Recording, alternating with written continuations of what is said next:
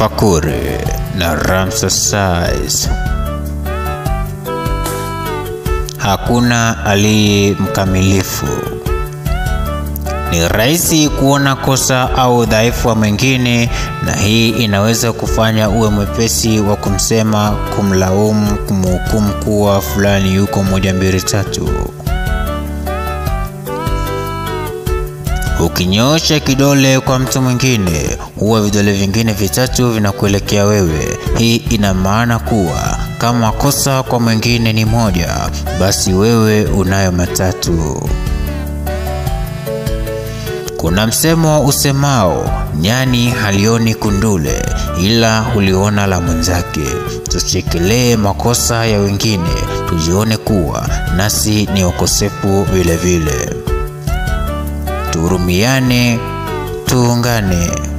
Tunatamani kuhurumiwa, lakini kwa kuonyesha huruma kwa wenzetu wengine kwanza.